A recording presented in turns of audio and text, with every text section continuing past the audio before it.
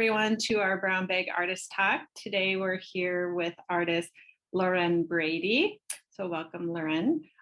Katrina Daniels, our exhibitions director, is going to be moderating the conversation. I'm Michelle Carlson, the acting executive director, and I will be monitoring the chat today. So enjoy the conversation and thank you for being here today with us. Thank you, Michelle. Thank you, everyone who is joining us today for our Brown Bag Lunch series. This was built to kind of give our audience an insight to get to know a little bit more about our artists, their process, inspiration, ask questions as well if you like. And here Laure is in her beautiful studio with her work behind her. So for those who may not be as familiar with Laure's work, you get to see it. Just to start the conversation, Laure, can you tell our guests a little bit about yourself and about your work? Yeah, absolutely. Thanks for having me. I am just really excited to have been asked to join this series, and the Lansing Art Gallery has been championing my work really since I moved to Michigan. And so you've seen a lot of the evolution of my studio practice. So it's just really great to be talking with you all. So as Michelle mentioned, my name is Laure Brady, and I am a visual artist and educator living in Charlotte, Michigan. I'm from Indiana originally, moved around a fair bit growing up, and decided to put down roots in this greater Lansing area. I attended Michigan State University for my Master's of Fine Art degree, and I'm currently teaching there as an assistant professor, fixed term I teach in the foundations department. And my work, which I'll talk about more later, but my work revolves around place and memory and the psychological and emotional attachments that we create with the locations that we pass through. And my paintings involve a lot of evocative mark making and color to tell those narratives. So yeah, it's a little bit about me. Thank you. That was lovely. One of the questions we'd love to ask our guests is, when did you first become interested in the arts? Was this something that was sort of fostered early in life, or something that maybe you came to later as an adult? Yeah, so I've always been interested in the arts. I was fortunate enough to have a family that really encouraged that. And I was put in piano lessons when I was 4, I believe. I played the cello up through college. I always had a sketchbook or a journal with me to doodle or write. And my mom, actually, she's not an artist herself, but she's a very creative person.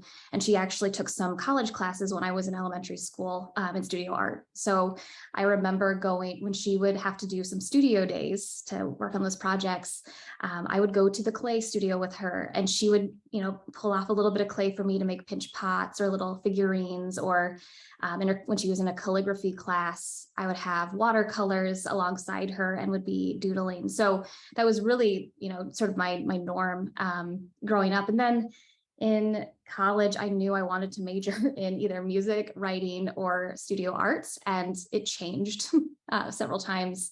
But I realized that when I was in the practice studios for orchestra, that I really just wanted to be painting. I wanted to be in the art studio working with charcoal or oil paints and printmaking, or I wanted to be writing, and that really solidified my decision to focus on studio art and then also writing. So I have a writing minor along with my studio art major. And the minor was, I was only, I think, 2 classes away from a writing major. So I think of myself as a painter and a writer sort of simultaneously, and they're both really integral to my process currently in different ways. Oh, I think you're muted. Oh, sorry about that. I didn't realize that you had this background in writing and music as well. And it's interesting. I think about when, we think about some artists from the canon, there's certainly, is a history of artists who are either inspired by or who are also musicians. And then you can sort of see sometimes that that movement in their work. excuse me. And when it was interesting is, the more we do these artist talks and the more we have sort of conversations with artists at different areas in their career, I often hear one thread is that there was someone in their lives who was either supportive of their interest in the arts or and foster that whether or not they were an artist, or they were grew up with somebody who is an artist or a creative person in some way. So it just makes me think about how important it is to have somebody championing those passions, in our lives. Yeah, absolutely. I mean, it's unique and so important. And I think we all have this creative side to us that is either nurtured or it sort of like fades away with time. And so, yeah, it is so great to have a support system backing me as an artist. And, I know for some people it's family members, other people it's teachers or someone, as you mentioned. So. Yeah. I had my grandmother was really excelled at like the domestic arts. She was somebody for, I think, both because it fed her spiritually, but also because she was somebody who grew up, in, like a Depression era, time. And so making and being thoughtful about materials was something that was just sort of part of her person. But then I was lucky enough to grow up with somebody who encouraged that and inspired that in me. So I always love hearing those stories from other creatives. Yeah. And Lauren, you spoke a little bit about this when you kind of gave your intro, but can you talk a little bit about what inspires your work? Yeah. So there's a lot. I think any artist can say there's so many things that just inspire or are catalysts in making. But I would say one of the main, so I'll start sort of like broad with undercurrent and then a little more specific. One of the main philosophies of my work is this sort of obsession I have with the with place attachment, and that is the cognitive and emotional bond that individuals create with locations that they interact with, whether those are places they live in, places they pass through, and how our mind is constantly creating this mental map where we're any place we're at, we're sort of documenting the sights, the smells, the sounds, the visuals. And so then, later on in time, if we're in a location where circumstances are similar, an episodic memory is triggered and it feels you have this like onrush of a particular emotion or memory. And so this idea of mental map, thinking about how we move through and interact with place, and specifically for me right now, it's nature, is really important to my work. And I would say it also kind of goes back to when I was younger. I moved quite a bit in my adolescence, and even when we were in a location for a while, I would notice that my parents would sort of long to be elsewhere. They would long to be in other jobs at our family cottage in Northern Ontario, Canada, in different locations. And so I felt that to be present also meant to be sort of called away to other locations simultaneously. And so as an adult, as I've moved and traveled, put down roots now, but I'm still sort of on the go all the time, I sort of feel this sense of reluctance and sensitivity towards time and the locations that I find myself in. And there's a poem by Eve Bonnefoy called "Passerby, These Are Words." And one of the last lines in the poem is, "And for you who pensively move, here becomes there without ceasing to be." So thinking about the present and the past. And so that's sort of the broader, I guess, undercurrent of my work, is this sensitivity to like time and a reluctance and a longing to hold on. But then beyond that, I'm really inspired by poetry. So writers like Jane Kenyon, Kay Ryan, Musa McKim, who's Philip Guston's wife. That's unfortunately how she's known, but she's an amazing poet and painter herself. Poets write so honestly, these poets in particular write so honestly about their environments and their interactions with nature and their domestic situations, and they use a reduced language. that with few words, they're able to capture the essence of a feeling, of a place, of a time. And I really try to capture that reduced, abstract language in my paintings. And I think the other thing that's fairly obvious is I'm inspired by just nature and my daily life. So most of the work that you see behind me and on my website, it's inspired from daily walks or travels or hiking. I'm constantly taking photos on my phone, jotting down notes. I'm an avid gardener, so I love watching the changes to the landscape that's surrounding me. So a lot of my work is just in sort of my my perimeter, my current landscape. Thank you. That was beautiful. I was when you had touched on this idea of memory, I was wondering if like this idea of moving a lot had impacted that. And I absolutely understand that, like that longing for both, you know, the present that we have, but also, you know, what could be or what we have had, you know, in the past. That was lovely. Thank you. Thanks.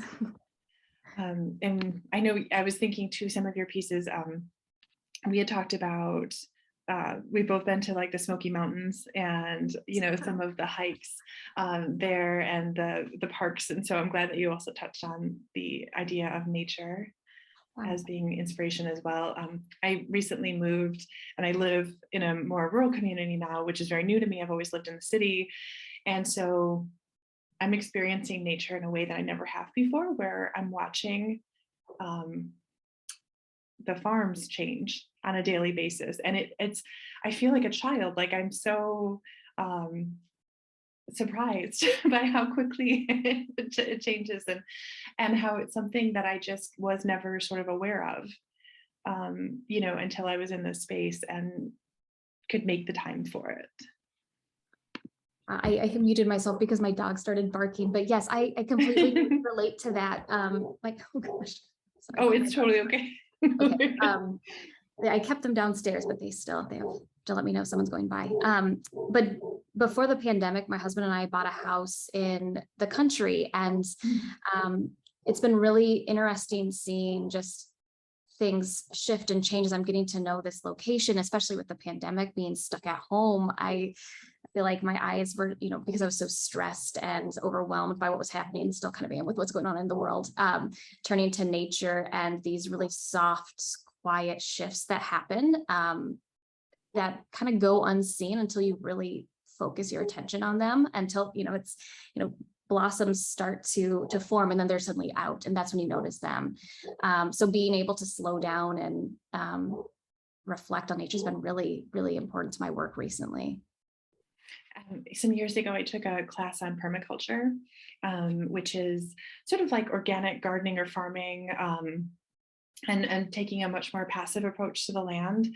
And there's this idea of like getting to know your land and just watching the rhythm of it for at least a year and just learning how the sun lands on the earth and how it changes throughout the year and how the water moves, and just really being patient with it and getting to understand it, and then moving forward and making decisions, which I think is sort of, it just, when you were talking about just sort of like these moments, it just reminded me of that, of being like really present. And I can see that in your work, like it takes me to a place where I just sort of want to pause and drink it in. Oh, that's the highest praise I can receive, because that's exactly what I'm going for. So thank you. Yeah, you're welcome. And then Laure, you spoke a little bit about you know, mark making and just touched a little bit on the process. So obviously we know that you're a painter. Can you talk a little bit? Are you working in acrylic or oil? Are you using like a palette knife? Are there any like tools that are important to you in terms of the actual like creation of your work? Yeah. So I work primarily in oil paint. Sometimes I do underpaintings in acrylic or flash, but mostly it's oil. I also use charcoal or pastel. My works tend to start with glazes, washes of paint that are really thin, that I can quickly build layers onto. And I work sort of back and forth between various sizes of palette knives and brushes. My work is sort of a back and forth between the plan, the idea, and reacting and responding to paint. And that's where a lot of that those emotive elements come in, is sort of, I'm not only just, I'm not concerned necessarily about the image, but also sort of the movement, the physicality of making a painting. So yeah, those are primarily a painter, but I do think my process has roots in drawing, the way that you start to carve, and also maybe a little bit of like a sculptural take, carving into paint, scraping away, adding more on top. My larger paintings tend to take me a long time to create because I'm constantly reworking and covering up, and whereas the smaller pieces tend to be more immediate and quick and done in one setting within, that can be like 20 minutes to 3 hours or so. And yeah, that's a little bit about the types of media I use. Thank you. We just got a question from one of our audience members, and they said, I would like Lauren to talk about a specific piece and how it relates to time and place. Yeah. Let me see which ones. So I have a series actually that I might we'll see how this works on my computer. So it might be a little clunky. Oh, that's quite all right. Okay, so I don't know if you can see this series on the wall here. Yep. So this is kind of an ongoing series. I'll put my computer down, but kind of an ongoing series of 4x6s that I view as like diary entries. I daily create 1 to 3 of these works, but they're observations that I've observed the day of. So it's sort of experiencing, looking, feeling, and then immediately making. And the idea is that I'm trying to jot down what I remember or what was most important about that particular moment as quickly as I can, so as to not forget it. And so this is an ongoing series I'm not sure when it's going to end, but I've been doing this on and off. That's only part of the installation. But I've been working on this since the fall and just sort of building these diary entries. The other ways that I integrate time and memory are on my larger pieces. And you can see maybe some of them behind me back. My larger panels tend to merge space. They're less about place, but more about space. So place feels very singular, it feels very specific to one moment, whereas space is where the memory kind of comes in, the fracturing, the evolving. And so I tend to start the larger pieces with one particular memory, one particular place in mind, and then I let my mind sort of wander to what that location reminded me of, what were some other things that were recalled, what colors were the most vibrant, or what is the most poignant in my memory of that location. And then I start to let the process explore those ideas. I hope that answers your question. Yeah. And if anyone has a follow-up question, please do feel free to drop that in the chat. It sounds like it's quite meditative. Like, is painting like a process that you can sort of get lost in?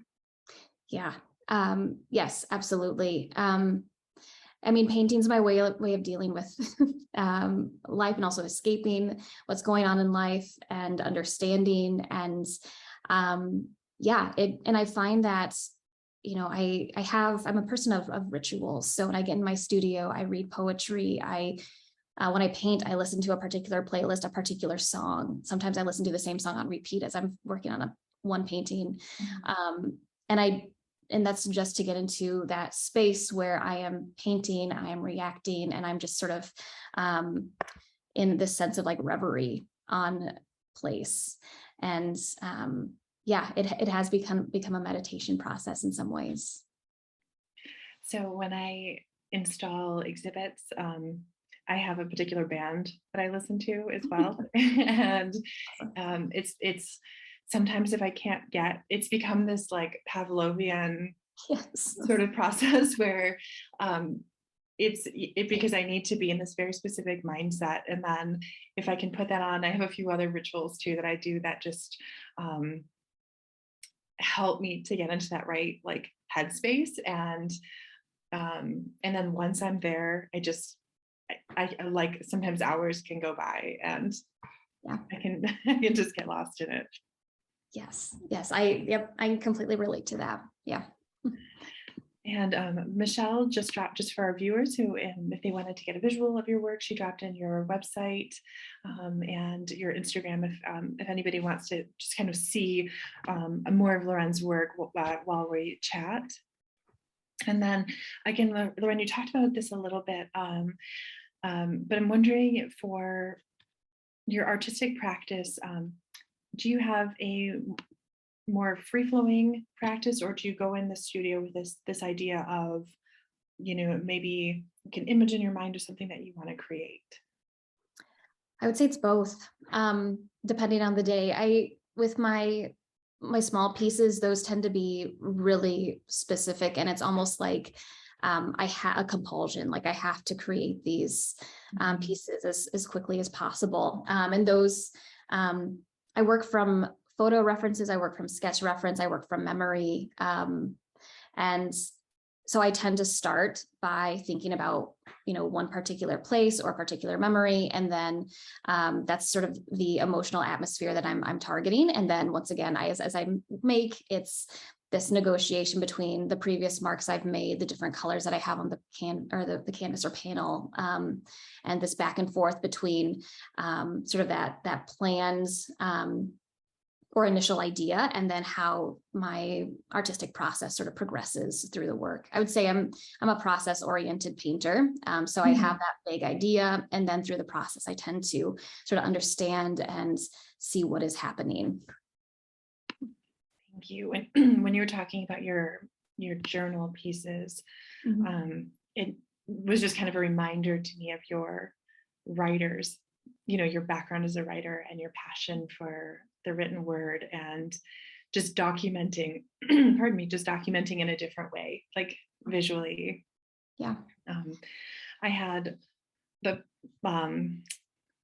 opportunity to study abroad when I was in college, and I had a professor who really encouraged us to do a travel journal so that we could really just take down those thoughts, because for many of us it was the first time we'd been outside of the country, really write down those thoughts and those reactions. And I'm so grateful for that, to be able to have an opportunity to go back and look at things that was really formative. And I kind of think about that with like your work, like I imagine especially with these smaller ones that are that you said it was almost this like compulsion to create, like if you might look back at the dates and see a pattern or see something that might jump out at you if there was something that was happening in your life during that time. Yeah. I love that question, because it's something that part of my process or practice is just sitting with my work and taking work out of my studio for a while, bringing it back in, and looking at it with fresh eyes. And I've had a few different series going in the past year, and one of them is my window views. And I can take you over to those two right now if you want to see.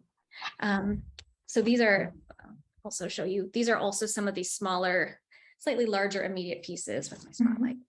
And then, so my window views, these are all from looking out various windows in my house, oftentimes my studio or my bedroom window.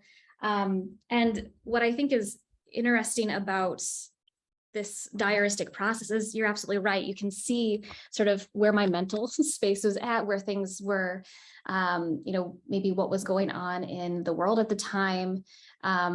There's absolutely that narrative that shines through in the mark and the color palettes. I had a student walk in, or not a student, a friend who's also an artist, walk in my studio a few months ago, we were doing like an informal studio visit, and she was like, Loren, I am almost overwhelmed by how emotive your work is right now. And I had just all my window views at the time. I've actually sold a few of them, but just like they feel both free and like you're being contained. And it's so much like what I've been feeling during the pandemic.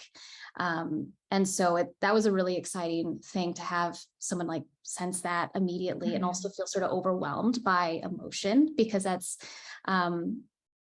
I want people to feel joy. I want them to sort of feel the tactility of those experiences that I'm painting from and reflecting on. That's my goal. So that was really exciting, that connection. Yeah, that it kind of gave me chills when you were talking about that. I just been feeling I've I would love to see them in person if I can be so bold to invite me. Yes, we will make this happen. Yeah, I would love that. Let's see. I have my list of questions. Sometimes I get lost in the conversation, and then I I sort of get out of I lose my place. Okay, so let's see.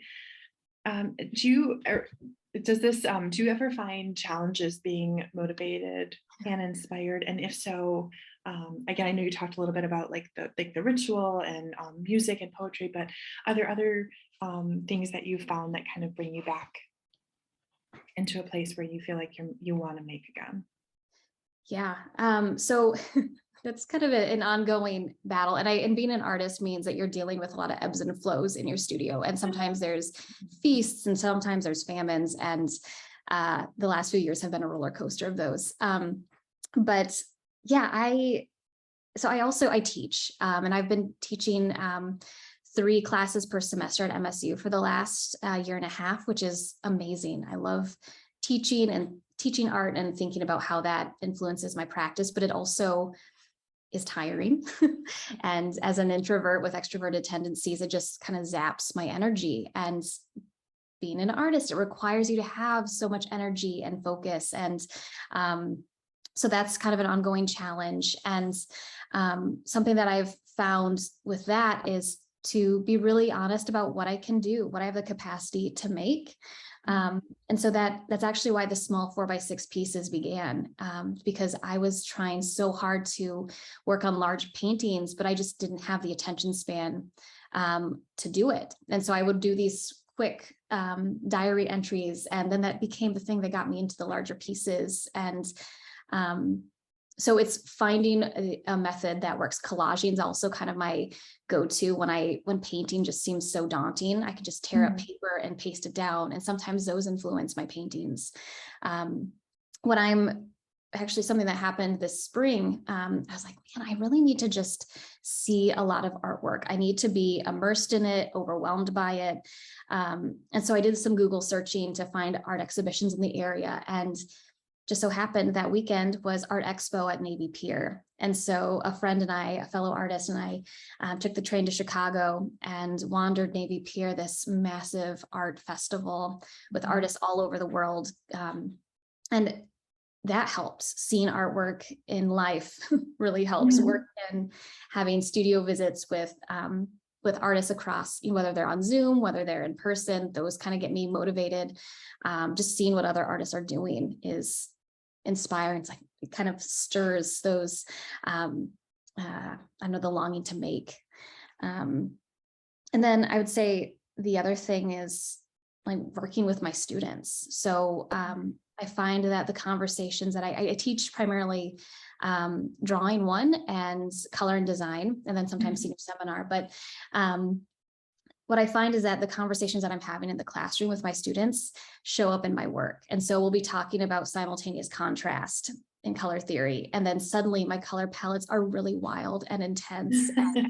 And I start to target that. Or in drawing, we're thinking about charcoal and sort of like the sense of mystery. And, there's just so many ways that those conversations in class motivate me in my studio. So I love that sort of like cross like pollination of work between being an educator and an artist. Every once in a while, I have the opportunity to work with students, usually at MSU. And I always feel so inspired afterwards. There is this level of passion and like varied interests, from these students who are sometimes like and I know for me, college was this way where I was being exposed to concepts for the very first time that were challenging and exciting. And I usually walk away just feeling lifted, feeling really excited and inspired. So I can imagine that being in those spaces of curiosity and learning is exciting. And just the freedom, like they just, Mhm. most of the time you show a technique and they're like, okay, this is awesome, I'm going to try this. Or and especially in foundations, everything is new, everything's exciting, and to have that energy in the studio is so important. So yeah, I definitely feed off of that a bit. Yeah, I love that. So we had another question from a guest, and this guest said, do you mostly work in series or single paintings? Do you use other mediums than paint? So I tend to work in series, I would say, but I don't have, so some artists have like set bodies of work, and it's very clear like the differences. And I do that a little bit for shows, but I would say my work is just an ongoing evolution. And so each work that I'm currently making relates to something I've made in the past. But yeah, I do tend to work in bursts in terms of time, and then also in terms of the type and amount of paintings I make. The theme is what sort of slowly shifts and evolves, and it's not something that I really think about like the container of each work until I'm immersed in sort of my studio with all my paintings around me, thinking about, okay, what are the connections, which works, what are some of these works saying? And then the question about mediums, I'm primarily a painter. I do, I've done some paper making and painting on that. I have a small like hand crank printing press that I do monotypes with. And I'd actually like to get back into that because it has sort of that drawing painterly aspect. And the other thing that I've done, and you can see on my windowsill, I have sort of found object sculptures, I would call them, where I pair small paintings with, and this is gonna be maybe hard to show, but I'll try my best to show. I don't know if that, can you see these? Oh, lovely. So these sort of like, I call them collages of objects and paintings. And I'm actually working on a 2-person show where it's more about process, and those will be included in it.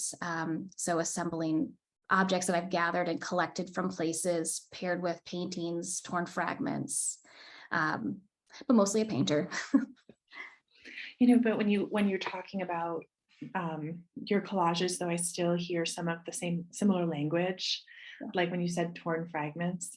And I think you're talking about like something in a more physical sense, but it reminded me of some of the language that you use when you talk about memory and concept.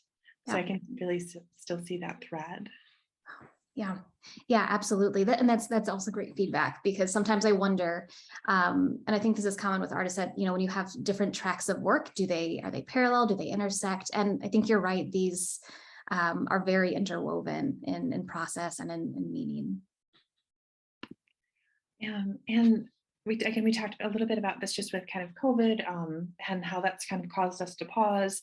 But how has your practice changed over time, if it has? And that could be even, in the short term, if you've noticed a change in the past 6 months, or if that's something that you've noticed over a span of years.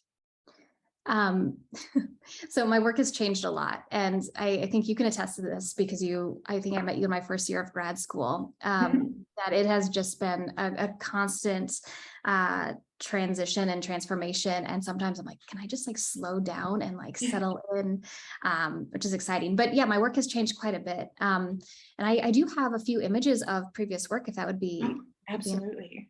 Let me make sure that I just want to make sure that you have the ability to. Let's see, Michelle, could you make sure that Lauren is a co-host? And if it's not possible, that's totally fine. Sure.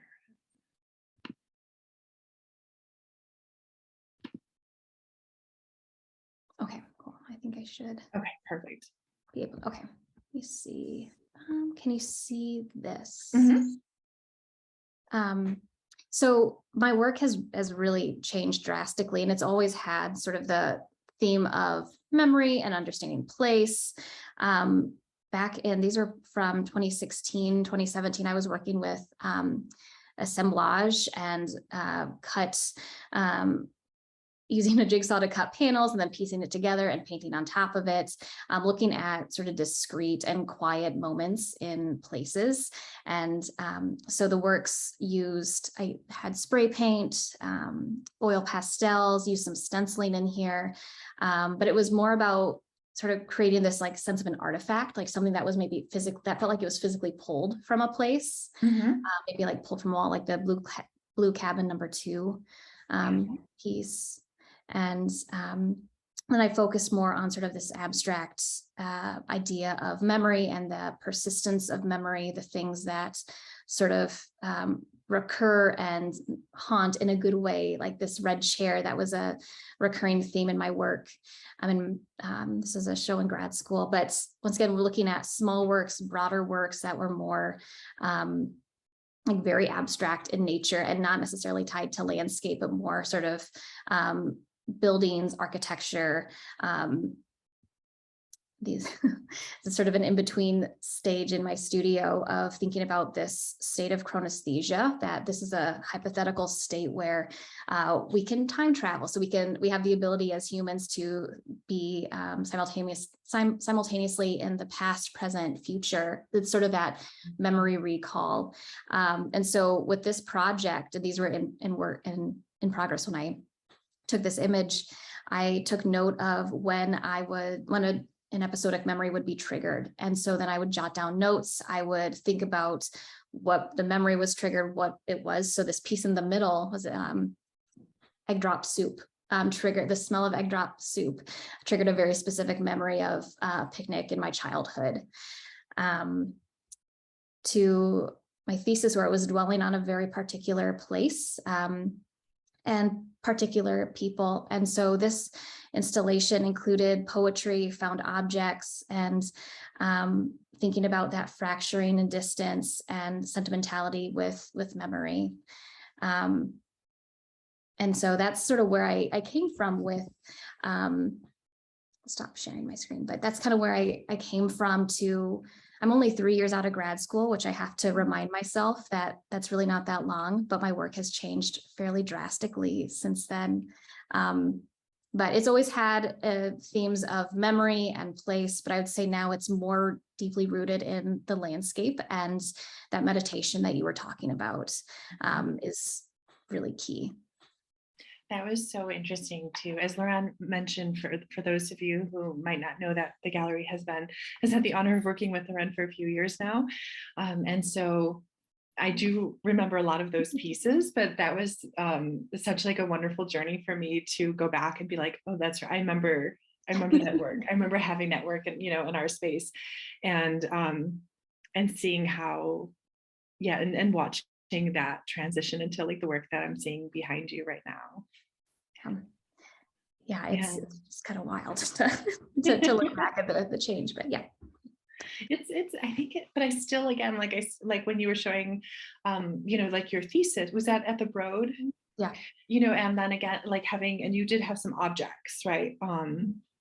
Some 3D pieces. And so just kind of coming from a place of my personal background is in art history. And so that's often sort of the lens I look through the world at. And so when I'm thinking like through this timeline, but seeing, this idea of objects, you're working with those, but in sort of different ways. And so that was really lovely to be able to just to kind of get that quick journey of your work.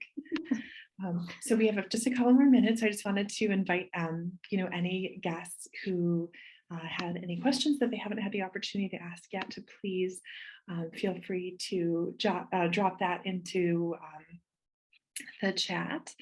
Lauren, are there any kinds of things that you maybe want to work on in the future that you haven't worked on yet, or something maybe that you're working towards? I know you mentioned a show that you're working towards. Yeah. So it's been kind of a funny time to be an artist because, as we all know, our lives have been on hold for a while and things are getting a little bit back to normal and also not. And so I've had a few show deadlines that were halted, and then we're like, okay, green light, let's go.